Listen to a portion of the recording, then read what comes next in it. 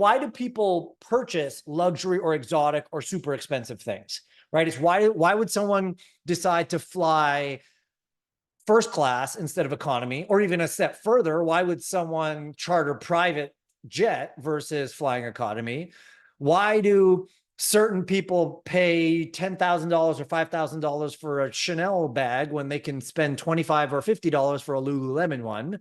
Why are people buying exotic cars in the hundreds of thousands, if not millions of dollars, when you can very easily go to the shop and buy a $30, $40, $50,000 car? Like, what are the distinguishing factors there? And what we have to understand, if we are selling high ticket, and again, high ticket is defined in different realms with different people or whatever, and maybe you're selling a Mercedes, which is fine. You'd approach that sale differently than you'd sell a Ferrari, and you'd approach that differently if you're selling a Mazda. So I'm saying you pick your vehicle of choice on how you perceive your offer to be. I'm hoping that most of you position yourselves as McLarens and you sell like McLarens and you're a brand like McLaren and you go forth in your marketing industry that way, or your industry. But it doesn't necessarily mean you have to. It just means understand what you're selling, understanding who are the buyers that buy those particular types of items, and then to make sure that your messaging is in alignment with that, right? So I'll give the metaphor again, and then I'll give you kind of a breakdown of the framework that I'm contemplating, and I'm going to refine this over time. But the key thing here is, when I look at most people's messaging who are selling high ticket, the methodology and the messaging is aligned with low ticket sales. So when I say the methodology, here's what I mean. Like, how are people selling $97 courses right now? They're selling them through webinars or lead magnets or some sort of online marketing kind of shenanigans, and they're selling a $97 course that way, which is to me the equivalent of a low ticket information product. And then when we give people like us who are selling $3, $5, $10, $15, $25, $50,000 packages, the methodology we use is the same as a person who's selling a $97 course. So like, that's already a mismatch, because if that's what the $97 course people are used to buying and we approach it that way, then we obviously got to make a difference. So that's the first thing. The messaging is also different. Why does someone buy a $97 do-it-yourself course versus spending $3, $4, $5, $10, $15,000 on a coaching or a done-for-you program? What is the difference there? Right? The mindset is completely different. So the methodology has to be different and the messaging has to be different. So here's kind of what I've been working on in terms of a framework. And again, it's not fully developed, but hopefully it's a starting point to give us an idea of how to approach it. Now, on the left-hand side, we'll talk about the left-hand side as being the Mazda side, the low ticket side or whatever, the right side being the McLaren side. So in fact, let me just write those down so we're not guessing.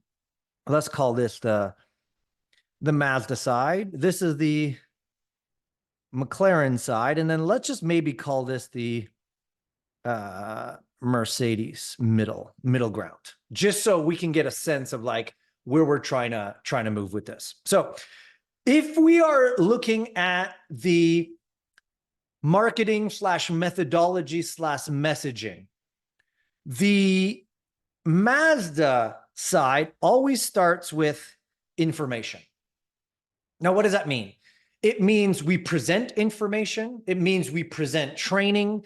Essentially, let's just call to this like how to is how this industry is driven, right? And the real big thing that people are looking for are details.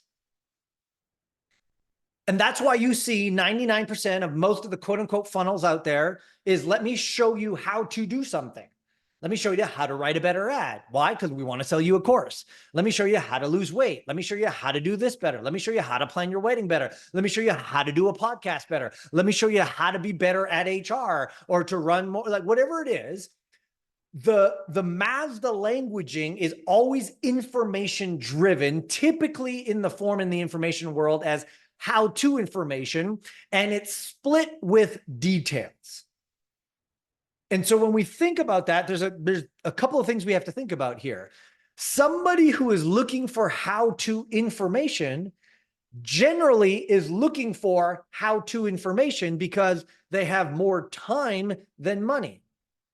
So they're looking, oh, if I can buy a course, then I don't have to spend so much time because I have more money. Because because I don't have much money, I have more time. I can spend the time to go through the information and solve it for myself. And so if we lead with that type of information, if our ads are about how to accomplish X, Y, Z, and it's all about the details, then in turn, we are essentially attracting the lowest common denominator people. And then we wonder, why aren't our leads qualified, or why don't they want to spend a lot of money on my solution? So again, on this side of things, the messaging is all about information, and it's disguised as how-to information or some form of training. Now, deeper into that, then, the actual message within that is what I would call utility. And what utility means is like, think about the Mazda, right? Utility is, hey, this car has 4 wheels, 2 mirrors on the sides, air conditioning, cruise control. Like, it's just feature driven, right? In other words, what we're essentially selling is what I'll call point A to point B. And this is how we've been told in marketing forever, right? It's understand the customer journey, tell them, hey, friend, this is where you are. You know, good marketing back in the day says, find a wound, rub salt in the wound, cut the wound, make it even bigger, and then provide a solution. And that's what marketing has been forever is, hey, are you suffering with this issue? Are you looking for this? Are you looking for that? And we sell it based on utility. Well, let me show you how to make this better, right? If you want to go from point A to point B, let me show you how to get there faster, smoother, cheaper, more effective, whatever. And again, this is what marketing has been now for forever. And it's not to say that this is bad. It's just to say the state of affairs. And if our marketing is lined up in this area, then we're going to have some problems, because this type of marketing, this type of messaging, this type of languaging generally attracts the Mazda buyer, right? And you'll see this in anything. How do hotels sell their cheapest rooms? They go flash sales, right? They'll just be like, oh, buy now and you'll get this, or they put like discount codes, or like, you know, the time ticking, and say there's only 3 rooms left at this price, get it, right? That's how hotel rooms sell their discount. This is how economy airline tickets sell their things. This is how any other brand selling low ticket anything, cars, clothing, experiences, vacation packages, right? We'll even throw in a free tour. That's the languaging. Nothing wrong with it, but it just means we're going after the lowest common denominator in our field, and we have to compete, and we got a whole other side to it. Now, let's cross the line onto the other side of it. If, let's call it Mazda marketing, is all about information and how-to details, then McLaren marketing is all about the idea. We're not selling information or how-to or any of this. We're selling an idea. Okay, great example. John spoke earlier and said Seth Godin, when he's talking about marketing, what is the idea he's selling? He said one of the ideas that he's selling is that marketing is artistry, right? You've got to approach it that way. If you look at Tesla, when they first came on the scene, when they're selling their cars, what were they selling? Like, save the world. Like, that was essentially the messaging. Zero, non-gas engines, save the world, so we're not all going to die. It's an idea, right? When Apple sells a product, what are they selling, right? Way back in the day, it's think different, right? Now it's be different, but it's all about lifestyle. If you look at any Apple ad for any of their product, it's an idea. When iPod originally came out, what was the idea? 1,000 songs in your pocket.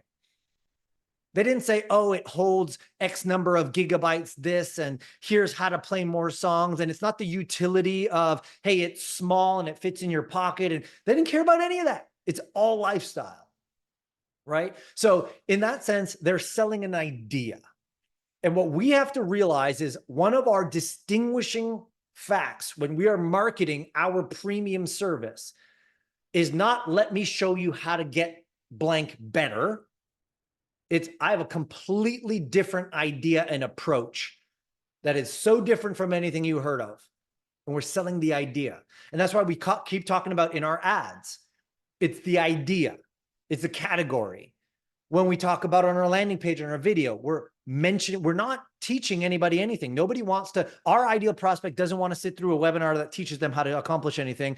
Otherwise, they wouldn't hire you. If they learned how to do it, they wouldn't hire you. They could say, oh, I could research this myself.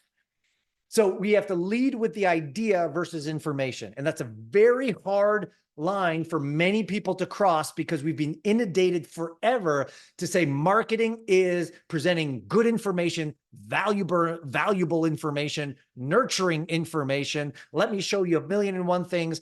And ultimately, at the end of the day, what our primary objective should be is what is our big idea?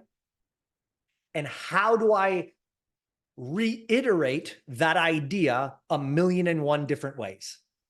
How do I say the same thing about my idea? Again, I'll bring it back to me. My idea is information seeker versus solution seeker. But how do I say that 400 different ways so that every ad, every marketing, every content piece I put out, every email, every whatever is essentially reinforcing this idea as it's being different from what everybody else is saying? So I don't even talk about how to generate more qualified leads. I don't talk about, what is the email sequence to be able to do that. Nobody cares at that level. They're just like, do you have something that's going to get me qualified leads better? If yes, what is it? What's the idea? So remember, our primary objective in all of our messaging, marketing, everything that we do should be, this is the idea. And how do I say that idea many different times over?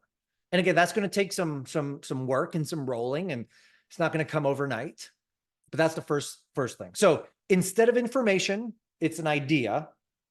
And instead of selling the utility of our offer, we're selling identity.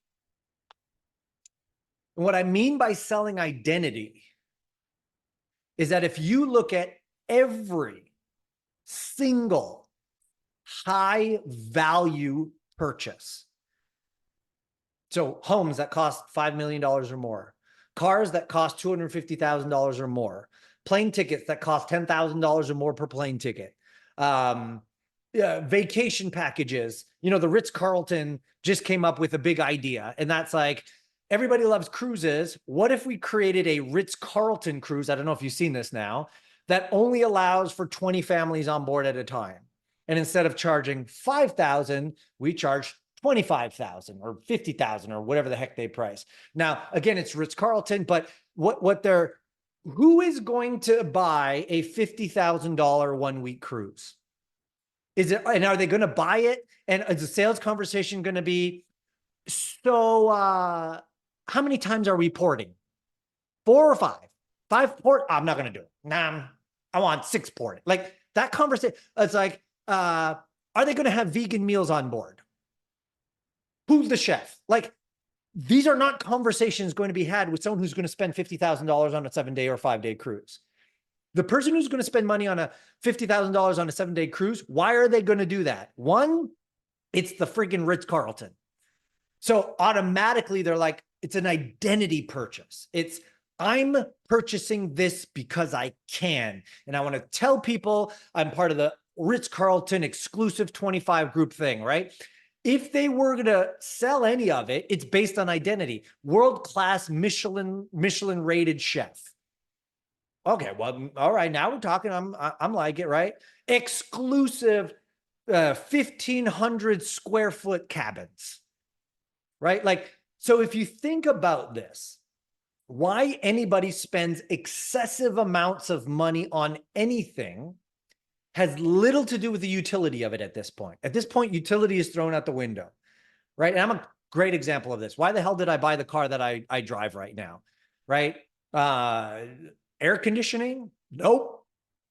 Right? Is it gas mileage? Nope. Right? That sucks. Gas mileage sucks. Air conditioning sucks. Is it comfortable? Leather seats? Nope. No leather seats. Right? Does it have Apple CarPlay? Nope. No Apple CarPlay. Like, so if you look at it from a utility standpoint, you're like, how can you even call this a car except for the fact that it's got 4 wheels on it? But the purchase is 100% identity based. Meaning there's a story I tell myself about myself. And now all of my decisions and all of my purchases have to align with this story of my own identity. The brands I wear, the colors, where I live. Like it's pretty incredible when I started to think about it, that 99% of every decision I make for myself and to a certain degree for my family is all based on identity. It's who am I telling myself of who I am, and how can I make purchases that reinforce this identity? So you can see the difference here between utility and identity then. If all we're doing to try or sell our high ticket thing is all about the utility, point A to point B, this is what you get, this is how it works, this is the results, blah, blah, blah, blah, da, da, da, da, da. Can that work to a certain degree? Yes, but you're in massive competition and you are attracting the lowest common denominator into your world.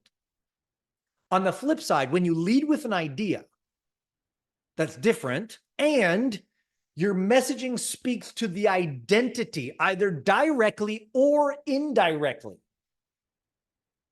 right? So sometimes, like a lot of purchases, like, so one of my good friends, let's say Dan Martell, he sells lifestyle indirectly. And what I mean by that is he's always showing videos of what he's doing, the private jets he's flying on, the 14 cars that he has, who he hangs with, how he's on Tony Robbins stage and all that. He doesn't directly say any of that. It's indirectly, but the people who follow and want to be a part of his business say, well, I want that's what I want. Like, so that's indirectly. Or directly, we speak to the identity. And you see this in like a lot of luxury brands, right? Who basically call out the exclusivity. They call out the A-type personalities. They call out, in some cases, elitism. They call out all the things that are true about the identity. So the point here is, once you have the idea of why what you have is different, and you figured out 1,000,001 different ways to say that, you have to now bridge the gap of saying, how does my idea reinforce their identity? What is it about my idea that reinforces people's identity? And in my case, back to my example, there is this sense of wanting to be the best in class, right? Why do people want a fast track process? Yes, they want more qualified leads, and there's all of that because they're tired of it. But by doing that, they're in a category of themselves. They're in the top 1%. They don't have to compete. There's this sense of being the best that they can be in the industry. That's an identity play. So there's other things you could think about here. So let me just kind of make a couple of notes then on the idea stuff. The idea is, let's call it like a unique concept or a mechanism. It's something that's unique and different from what everybody else is doing. The Ritz-Carlton mini yacht or whatever, mini cruise liner, that's different. Singapore Airlines has an airline that goes from JFK Airport or one of the New York-based airports all the way to Singapore, direct flight. The entire plane is business class. They have no economy seats. Unique mechanism, unique concept. Every ticket there is $10,000 and the thing is full every time, right? Unique idea, unique mechanism. That's one part of the idea. Now, what about on the identity side? How do we help with identity? Well, there's a lot of things here, but one thing that drives identity is trust. So we align with and we purchase from brands we trust or people we trust. So there's a trust element that has to be established, and we can talk more about that with that slide. There's also, in some cases, heritage or history. So that's mostly like in the fashion world or the car world. Why does someone buy a Ferrari? Well, there's heritage there. There's like an F1 history. The people like cars, and if the Italian heritage goes way, way, way, way back. If you talk about luxury designer brands, there's heritage and there's whatnot. Now, if you don't, that necessarily can't be bypassed very quickly, but heritage and history can be skipped, if you will. If you look at, let's say, like some of these newer car brands that are competing with the Ferraris and that of the world, what do they say? Well, they'll use the history of their engineers. So you can say this concept that we're using has been used for X number of years by the world's best. You could borrow heritage and history by saying we're taking concepts that have been proven time and time and time again, and we're utilizing them in our own unique idea way, right? You could borrow heritage and history that way. I have all this years of experience. I have all these case studies of people using some version of this, and now I'm using it myself. So there's heritage and history. And then the other way to do it is representation. And again, it's when someone aligns with your brand, are they borrowing that reputation or are they reinforcing their reputation? Is again, when you buy a Ferrari, you're buying reputation. When you wear a Chanel bag, you're borrowing reputation. There's this element of that comes up with all of it. So there's unfortunately not like a easy formula to say, hey, here are the 4 things you need to do to create a big idea and a unique concept or a mechanism. And then here's the ways to build trust and heritage and history and representation. But at least it starts giving you the idea to think about. Because remember, when we're selling high ticket to our ideal prospect, we need to be thinking idea and identity. Why do they buy? What is the representation that they're looking for? What is the identity they're telling themselves on who they are? Now, there's one other thing I just need to throw in there because it may be valid for some of us in this room. And that is on this middle plane here. There is this idea of aspirational, which is in the middle. So whereas the Mazda buyer will buy based on utility, the McLaren buyer will buy based on identity. The Mercedes buyer, BMW buyer, whatever, that range, the Audi buyer, whatever, is a cross in between the two. It's, I'm looking for utility and some identity. In other words, aspirational. I don't want to drive these kind of cars anymore. I can't quite afford those kind of cars anymore. So what is the middle blend? Aspirational. That's where the Mercedes, the BMWs, the Audis, and whatever might kick in. And when you see their ads, that's kind of what they message, right? They're saying, we've got the best utility, we've got the best of this, we've got the best of that, we've got all this, but we're for the person who wants to look great when they show up to their thing. You know, the sleek body lines, the identity, the idea, there's a blend in the middle. And so the reason why I want to bring this one up is because some of us might have to start there. If we don't feel like we're quite all the way over on the McLaren side, but we definitely don't want to play on the Mazda side, then we can find that middle ground of blending the two together of, yes, a little information with a big idea, a little bit of utility with identity. And essentially we're selling aspirational outcomes. And that's okay too. There's a big market that can be driven by that. And so hopefully you're starting to see, at least as a starting point, to think about, if this is all you use as a backdrop, that whenever you write an ad or you create your video or you produce some content or whatever you're thinking about when it comes down to your messaging and your marketing methodology, with this as a background, you just have to pick the starting point. Do I want to be on the McLaren side of things? Do I want to be on the Mazda side of things? Or do I want to be in the Mercedes side of things? And then align all of your conversations, your marketing, your positioning, your setting for your videos, your sales calls, all of that with that alignment, because that cohesiveness of the alignment is now what's going to attract those type of people into your marketing space. Where this thing breaks down and is completely destroyed, which I see all the time happening, is when you see yourself as a Mercedes, but you sell like it's a Mazda, and you're like, why the hell are all these broke people coming on the phone and I can't sell them and it's so difficult? It's because all of the messaging, the ads, the marketing is lined up to the Mazda buyer, but in your mind, you're trying to position this as a Mercedes purchase or a McLaren purchase, and that disconnect and that uncohesiveness is what's causing the whole thing to break apart.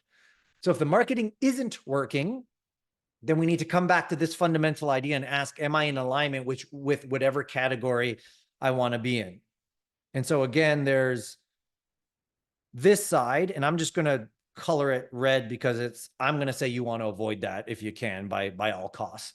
Then there's this side, which if you're not already there, you can aspire towards, or some might just say, I'm happy here because that's where That's not it's not a compromise. It's just where you need to be, but you just need to be aligned on all levels of that.